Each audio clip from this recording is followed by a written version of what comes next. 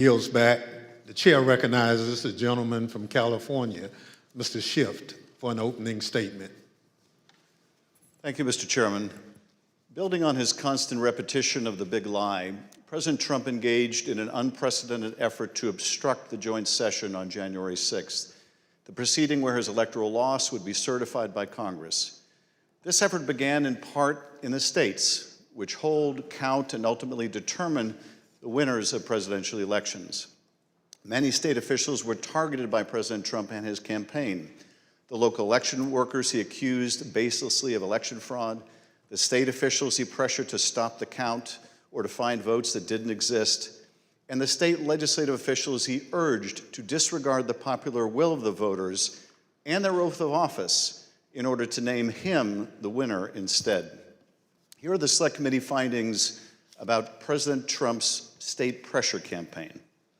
President Trump and his enablers repeatedly pressured state officials to take action to overturn the results of the election.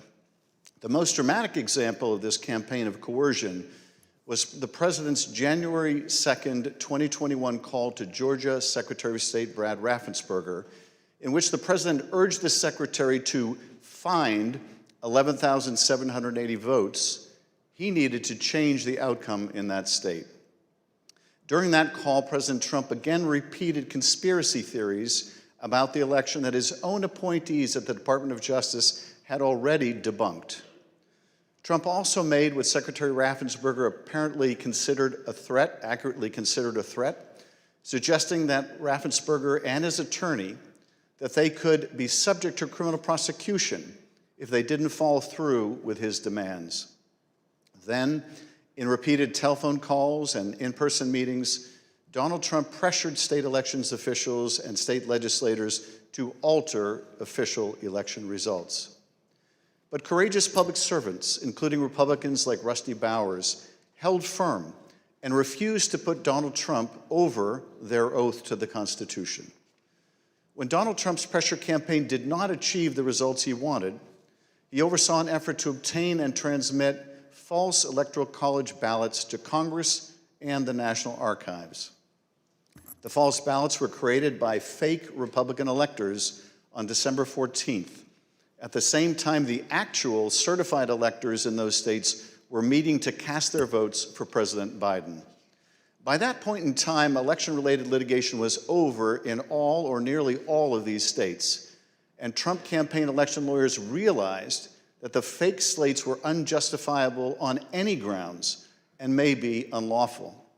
In spite of these concerns and the concerns of individuals in the White House counsel's office, President Trump and others proceeded with this plan. The Select Committee has developed evidence that these intentionally false documents were transmitted to multiple officers of the federal government and were intended to interfere with the proper conduct of the joint session, where the existence of so-called competing slates of electors would serve as a pretext for legitimate electoral votes to be rejected. President Trump repeatedly attacked state and local officials who refused to do his bidding, as well as local elections workers who he baselessly accused of fraud. As Ruby Freeman and the testimony of other elections officials so powerfully demonstrated, the people who drew President Trump's ire or were the subject of his lies faced real-world consequences, including public harassment and death threats.